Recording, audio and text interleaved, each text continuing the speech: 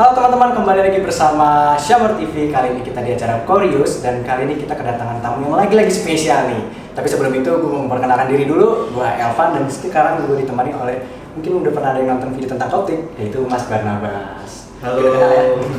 Nah, kali ini narasumber kita spesial banget karena ini adalah Ibu Rita. Buat teman-teman yang belum tahu Ibu Rita ini siapa, Ibu Rita ini adalah bisa dibilang founder ya Bu ya, sarapanpagi.org.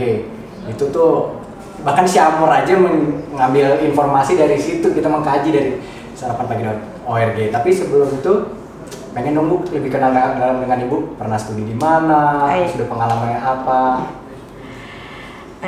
Shalom, saya Rita Wahyu, saya founder dari Sarapan Pagi Biblika. Dan situs ini memang sedianya situs untuk studi, dan saya ingin situs ini menjadi semacam library untuk informasi segala macam tentang Kristenan. Dan sebenarnya situs Sarapan Pagi itu banyak sekali memuat artikel-artikel atau bahkan bahan-bahan studi yang sebenarnya adalah catatan waktu saya kuliah. Oh, seperti itu ya? Ya, ya. Jadi catatan saya kuliah di mana saya mengambil sastra Ibrani. Saya tidak mengambil teologi, tapi mengambil sastra Ibrani yang dimana karena sastra yang dipelajari adalah sastra bahasa asli Alkitab, maka tentunya akan berurusan dengan urusan teologi akhirnya ya. Nah, kemudian dari yang saya pelajari itu saya ngambil sastra Ibrani dari program non degree yang waktu itu difasilitasi oleh Hebrew University, yang kemudian saya mengambil short course, kemudian lanjut dengan pelajaran online karena saya nggak mungkin tinggal lama di Yerusalem ya. Saya lanjut dengan sekian tahun, tapi ya walaupun non degree tetapi ilmunya sama ya.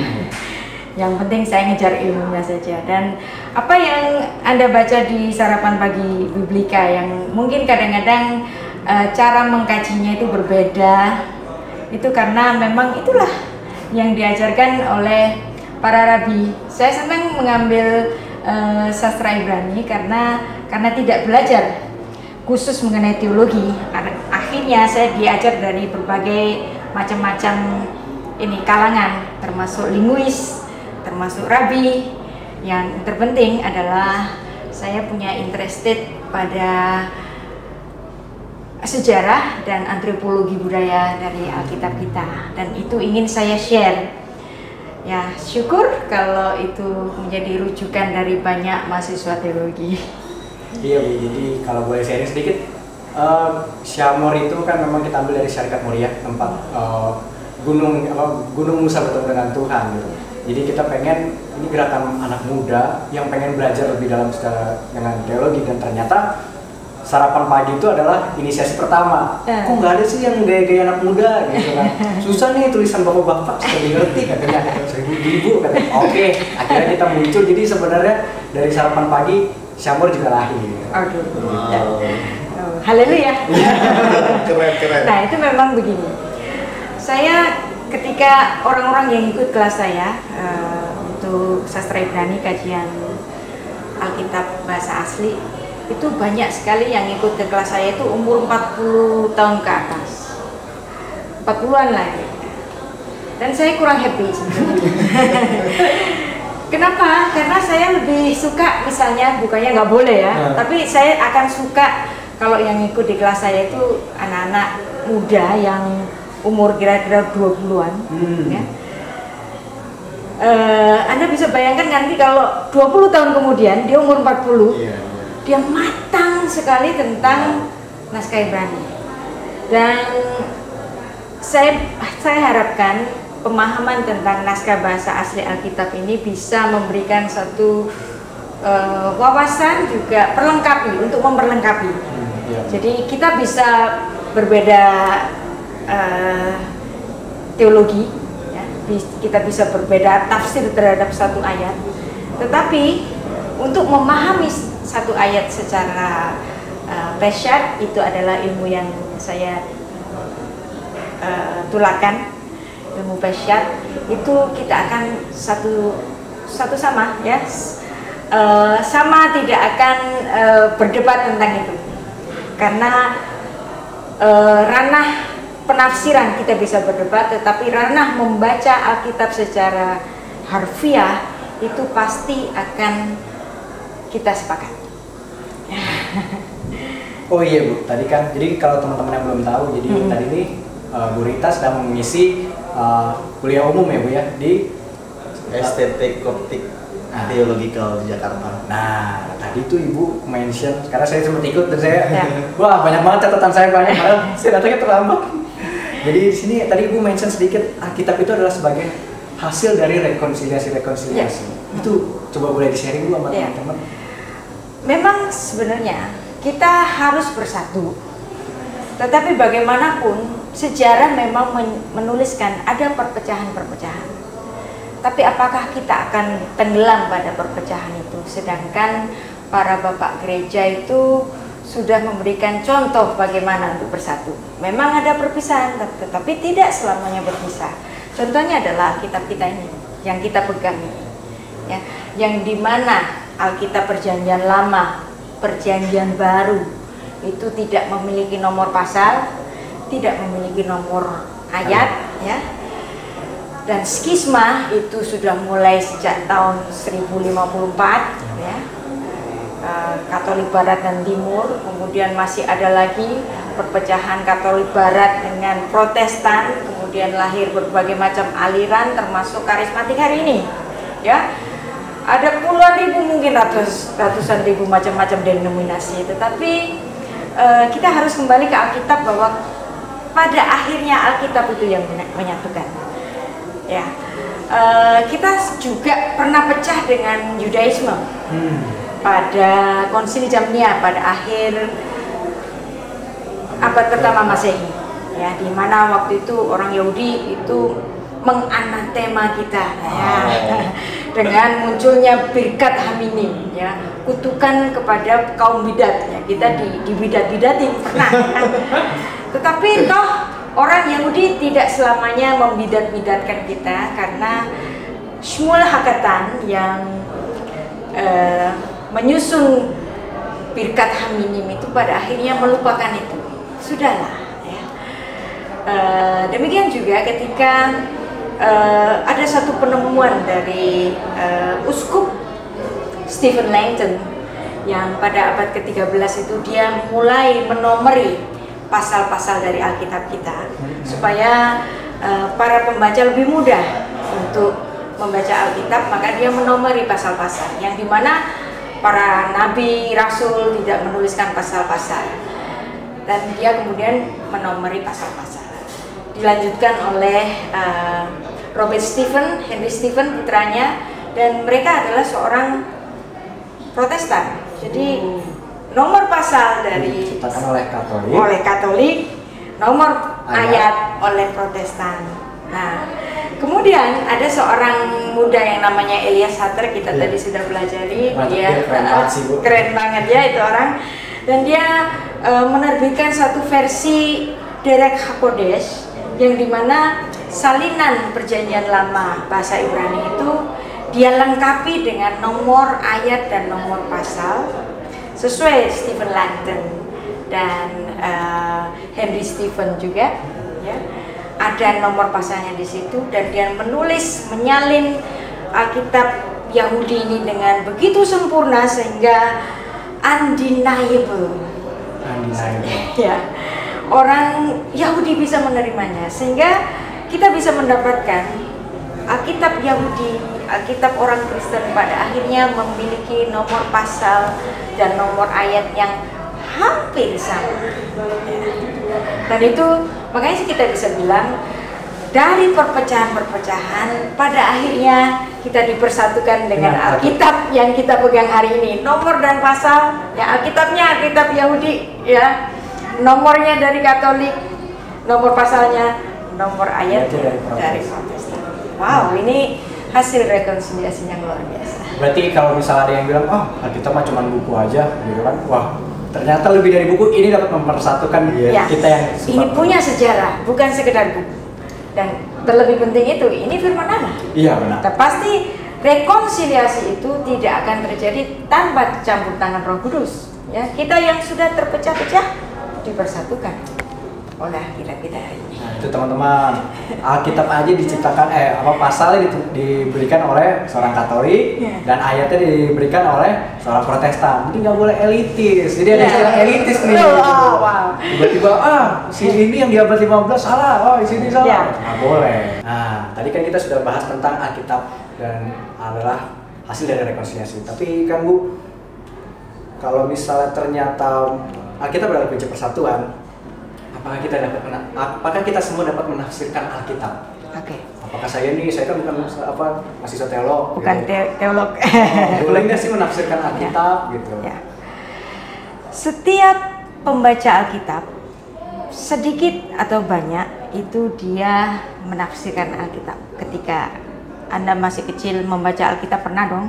Nah itu Anda sudah menafsirkan Alkitab karena Anda memahami. Ketika Anda memahami, Anda sudah bertafsir. Tetapi kadang-kadang tafsiran itu bisa salah, bisa tidak tepat, makanya perlu guru. Ya. Maka gereja-gereja itu yang mereka mengadakan PA itu adalah dalam upaya supaya jemaat ini tidak salah dalam mengartikan ayat-ayat Alkitab. Jadi bagaimanapun mentoring, tutoring itu penting.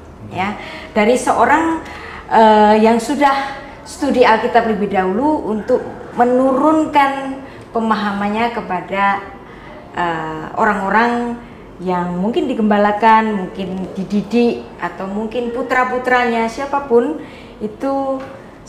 perlu mentoring. Saya pun perlu mentoring. Saya masih belajar dan saya masih belajar pada senior-senior saya. Jadi belajar itu tidak pernah akan berhenti. Dan siapa yang boleh menafsir? Siapapun sebenarnya boleh menafsir, tapi masalahnya tepat apa enggak?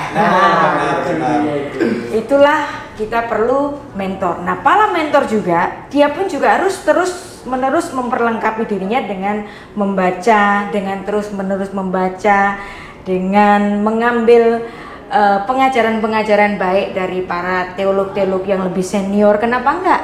Ya. Kita nggak boleh dari pikiran kita sendiri. Saya suka bagaimanapun seseorang ketika belajar, dia harus ada mentor. Dia tidak boleh belajar sendiri. Kalau dia belajar sendiri bisa ngaco nanti, ya. Harus ada mentor. Dan saya pun juga tidak akan keluar dari suatu penggembalaan dari gereja. Kalau saya misalnya nggak digembalakan atau saya nggak punya senior, saya juga bisa kacau loh, ya. Saya bisa salah. Jadi harus ada orang yang kita tuakan untuk menjadi balancing bagi kita. Kalau kita ada di tempat yang kurang betul, atau kita juga perlu berkomunitas sesama teman sendiri, seusia atau yang misalnya stratanya sama. Misalnya kalau kita sama-sama mahasiswa, teman-teman mahasiswa sendiri misalnya. Supaya apa? Temen itu kalau ngasih teguran itu kadang kasar tapi justru itu betul. Iya, betul. Malah katanya kalau teguran dari teman yang kasar itu malah itu yang baik. Jadi kan pukulan karena kasih itu lebih baik daripada ciuman yang mengandung dusta gitu kan, kepura-puraan. Lebih baik punya teman yang bisa menegur. Nah itu juga penting. Maka seorang Kristen dia tidak boleh sendiri.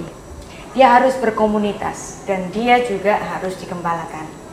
Fathering ya Bu. Iya, harus ada pemuritan. Kalau enggak nanti bisa salah. Saya pun bisa salah. Siapapun bisa salah. Siapapun harus ada orang yang mengoreksi kita.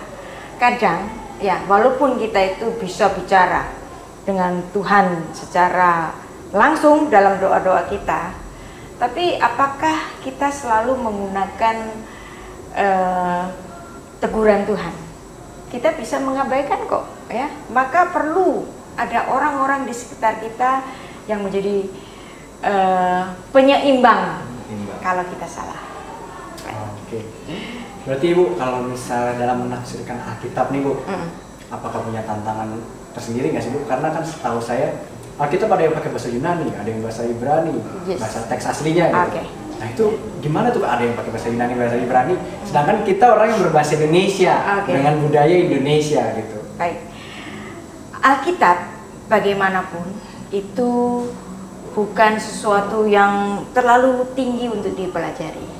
Alkitab yang kita pegang ini, ya, itu adalah bisa dibaca oleh anak lulusan SD sampai profesor dengan pemahamannya masing-masing, ya. Jadi Tuhan bisa bicara melalui Alkitab ini kepada seorang anak. Tuhan bisa bicara kepada Alkitab ini kepada seorang sarjana.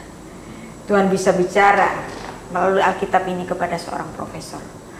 Jadi ini bukan buku biasa. Di sini ada kuasa. Jadi terjemahan yang kita punya, misalnya LAI, buat saya adalah terjemahan yang sangat bagus, bahkan yang terbaik untuk bahasa Indonesia. Itu cukup. Anak SD bisa baca dan dia bisa mengerti. Sarjana bisa membaca dan dia bisa mengerti. Siapapun bisa membaca dan dia bisa mengerti. Pemahamannya tentu akan memiliki dinamika tertentu, ya, sejauh apa dia ingin mempelajari Alkitab. Misalnya dia dalam kesesakan, ketemu ayat, marilah kepadaku semua yang letih lesu, cukup, ya. Tetapi kepada orang-orang yang ingin mempelajari ayat itu lebih dalam, apa itu kuk? Kita cari ini di Perjanjian Lama. Oh, ternyata kuk itu adalah suatu lambang pikulan, sesuatu yang kita pikul. Apa yang kita pikul? Itu adalah hukum Taurat. Jadi bicara tentang hukum. Nah, itu bagi orang yang ingin mempelajari ayat itu lebih dalam. Tetapi secara global, secara mudah, sabda dari Tuhan Yesus itu cukup untuk menghibur orang-orang yang sedang dalam kesesakan. Tapi kalau Anda mau lebih dalam, Anda bisa mendapatkan lebih dalam artinya. Ya, tergantung kebutuhannya di mana, interestnya di mana. Seseorang yang membaca Alkitab dalam bahasa asli tentu dia akan mendapatkan pemahaman yang jauh lebih dalam dan lebih baik, ya. Bahasa Perjanjian Lama adalah bahasa Ibrani, Aramaik sebagian. Perjanjian Baru adalah bahasa Yunani. Anda membaca dalam bahasa asli dari masing-masing perjanjian ini adalah suatu upaya yang sangat baik, dan itulah yang sedang saya tularkan, ya. Saya mempelajari ini dan saya menulis artikel-artikel di Sarapan Pagi Biblika itu juga untuk menjadikan referensi, juga untuk membuat orang mau belajar tentang bahasa asli Alkitab, karena semua bahasan-bahasan di situ selalu mengarah kepada bahasa aslinya apa sih. Dan kalau Anda melihat di Sarapan Pagi Biblika itu selalu saya memberikan transliterasi interlinear. Kenapa? Itu adalah cara memahami Alkitab secara peshat, ya. Jadi eksegesis Yahudi itu peshat, remes, deras, sot, ya. Saya membatasi diri pada ranah peshat, ya. Ketika Anda sudah pemahaman peshat ini sudah Anda kuasai, nanti hermeneutikanya terserah, ya. Yang penting saya di sini memberikan dasar ilmu tentang peshat. Misalnya tadi saya memberikan misalnya satu contoh. Rasul Paulus pada tesisnya yang paling terkenal itu adalah upah dosa adalah mati, ya, upah dosa adalah maut, ya. Roma 3 ayat 26. Kita pikir itu adalah hasil dari pikiran Rasul Paulus sendiri, ternyata bukan, ya. Secara peshat, ketika dia waktu itu mengungkapkan ini di sinagoga bertemu dengan para ahli Alkitab, dia akan ditanya, peshatnya mana? Emang kamu ngarang sendiri?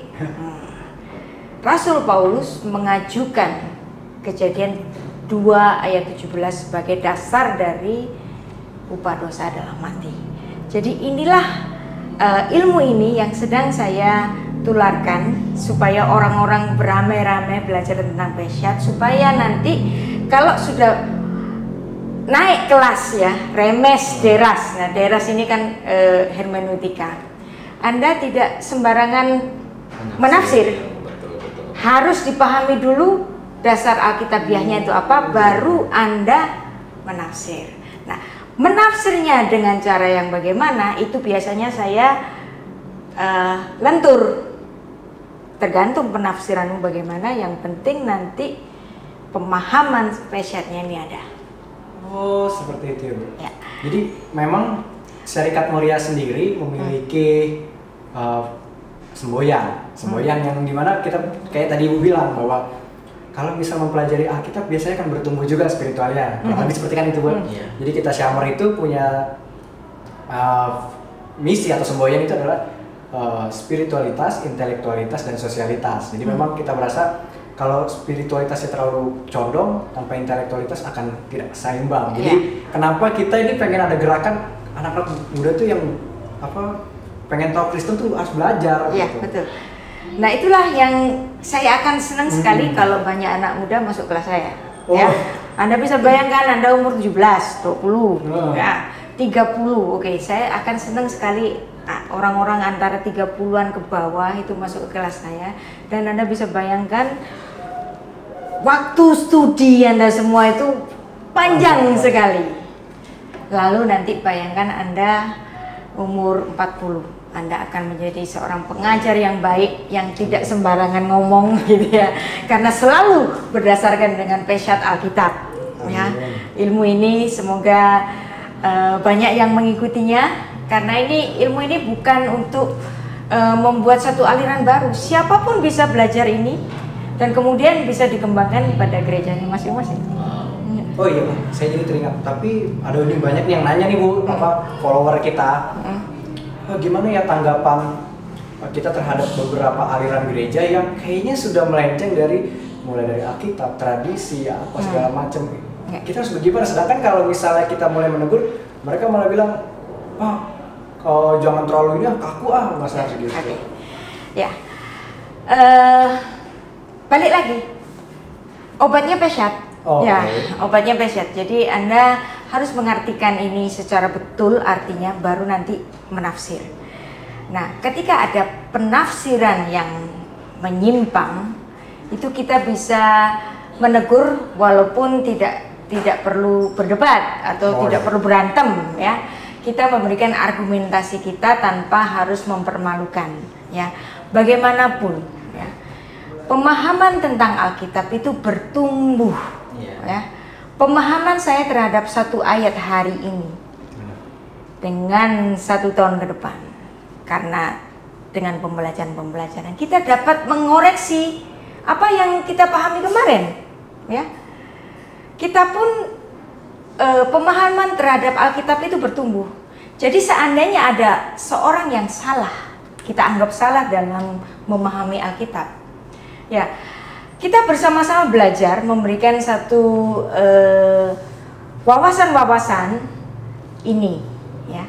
Makanya obat yang paling mujarab untuk penafsiran-penafsiran yang menyimpang itu adalah membaca Alkitab secara harfiah dulu, baru nanti ditafsirkan ya. Dan kita juga mengencourage semua orang supaya tidak berhenti belajar. Ilmu itu kalau ditambah terus, dia tidak akan pernah penuh.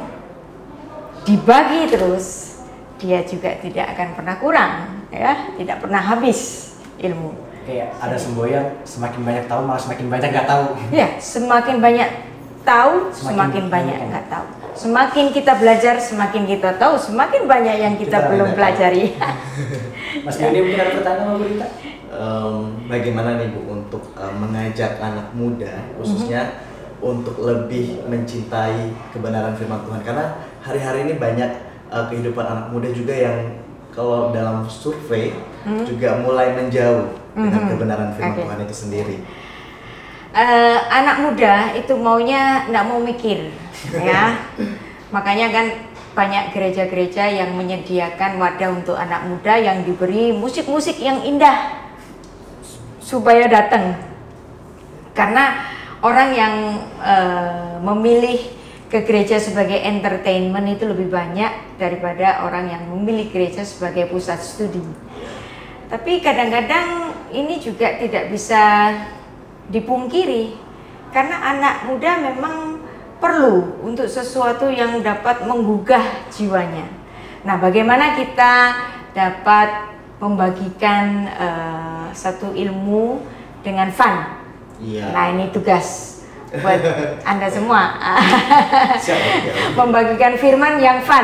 Nah, mungkin kalau masuk kelas saya sudah langsung berat nih gitu ya. Enggak, saya malah enjoy banget. Wow, terima kasih. Saya banyak banget catatan. Oh, ini ternyata ini. Nah, sebenarnya kalau Anda belajar tentang bahasa asli Alkitab, bahasa asli Alkitab itu beautiful, sangat-sangat indah, dan punya feeling, ya, punya feeling sekali.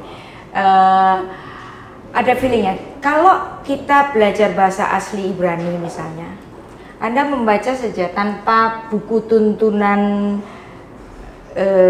penafsiran, the Hebrew Bible interpreting itself. Jadi memberikan arti yang lebih dalam. Misalnya, contohnya seperti tadi kita sudah pelajari, Yehi or Vayehi or, jadilah terang dan terang itu jadi. Ayat ini dijadikan pegangan bagi orang yang menolak keilahian Kristus sebagai Tuhan Yesus baru diciptakan pada hari pertama, begitu bukan? Ya. 325. Ya. Nah, kemudian kalau kita membaca dari bahasa aslinya, bukan, Kejadian 1 ayat 3 tidak ada kata ciptaan, ya. Kata haya di situ, Yehi ditulis dalam jasif. Itu kalau bisa saya terjemahkan secara harfiah itu jadilah terang dan terang itu jadi. Nah, itu kan bahasa Indonesianya. Sehingga oh ini dijadikan, oh ini baru diciptakan. Ternyata enggak. Bahasa aslinya menulis sebenarnya artinya itu let him come the light. Ya. Jadi Yesus seandainya mengatakan eksistensi Yesus itu adalah terang menggunakan Kejadian 1 ayat 3, ayat itu tidak bisa dijadikan dasar sebagai Yesus adalah ciptaan. Ya. Jadi gampang untuk menjawab orang-orang polemikus yang suka berpolemik dengan Alkitab kita. Iya, benar Bu. Obatnya tetap Peshat, Alkitab lagi. Ya. Jadi emang kita kalau misalnya lagi diskusi sebelum bikin konten tuh Bu, kadang pertanyaan-pertanyaan yang masuk ini sebenarnya adalah hal yang udah common sense malah dipertanyakan lagi. Iya. Kadang-kadang mereka mengulang-ulang sesuatu yang sudah diajarkan supaya untuk misi mereka, pokoknya Alkitab lu itu sudah diubah, Alkitabmu itu sudah palsu. Nah, kalau itu disuarakan terus menerus, palsu nih, nah kita harus mengcounter bahwa Alkitab kita itu Alkitab yang sungguh-sungguh tidak diubah, yang dimana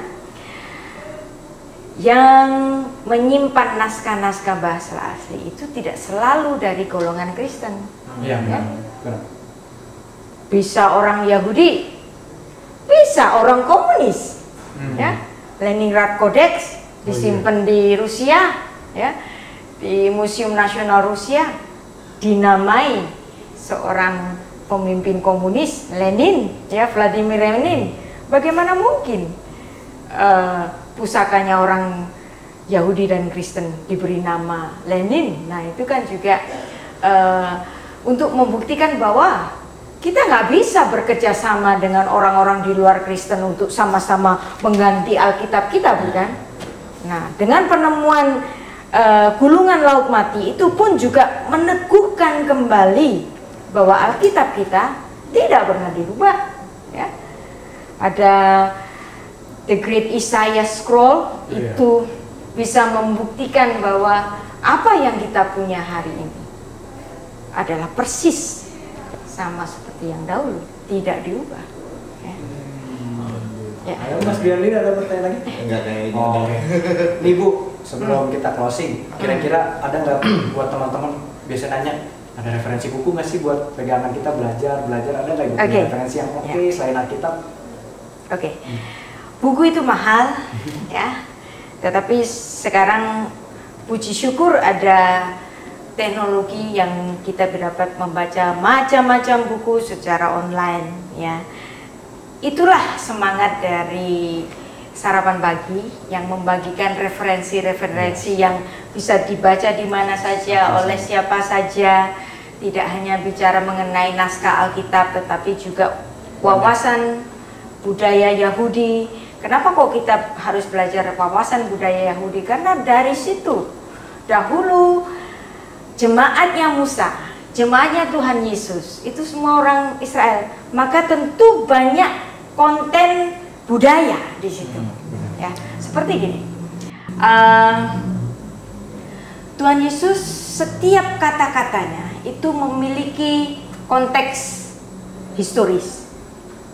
Pada khotbah Yesus di bukit, ucapan sabda yang pertama adalah berbahagialah hai orang miskin, karena engkaulah yang mempunyai kerajaan surga.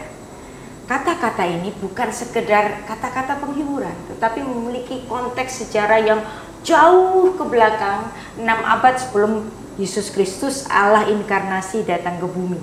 Yang dimana waktu itu konteksnya orang Israel dibuang ke Babel, sehingga mereka dibuat Allah semiskin-miskinnya ya. Setelah kejayaan Salomo yang luar biasa, dibuang ke Babel, dijajah berkali-kali ya. Kemudian sampai Yesus lahir ke bumi tetap masih di dalam penjajahan Romawi. Berarti orang-orang Israel merasa dirinya miskin kalau dibandingkan dengan kejayaan dari pada zaman Salomo itu kan. Nah, mereka berdoa, Hineni heani memaas, ini aku Tuhan orang miskin ya. Lalu kemudian ketika Allah inkarnasi datang ke bumi, kata-kata pertama, berbahagialah hai orang miskin. Bukankah itu adalah jawaban doa bagi sidur-sidur orang Yahudi yang mengatakan, Hineni heani memaas, ini aku Tuhan orang miskin yang melayani. Nah, kalau konteks sejarah, waktu itu orang Yahudi mendengar Tuhan Yesus memberikan kata-kata penghiburan bagi orang miskin, mereka pasti akan tergugah hatinya ya. Jadi banyak sekali konteks sejarah dalam Alkitab kita yang bisa kita pahami, kita lebih dalami, dan itu memberikan satu kelengkapan bagi keimanan kita yang bisa kita share kepada saudara-saudara seiman. Oke deh Bu, kayaknya sudah banyak dapat informasi yang banyak nih Bu tentang mulai dari kisah Ibu, sarapan pagi, dan banyak hal. Jadi sebelumnya Syamur mau terima kasih sama Ibu. Sama-sama. Mau sharing sama teman-teman juga yang ada yang kita nonton. Oke teman-teman, terima kasih udah nonton. Jangan lupa like dan subscribe videonya. Kalau misalnya menurut kalian bagus, share ke teman-teman kalian juga. Dan kalau kata Maruhal, share ke guru sekolah minggunya juga, biar nanti anak sekolah minggu diajarin. Oke, thanks for watching. See you on the next video.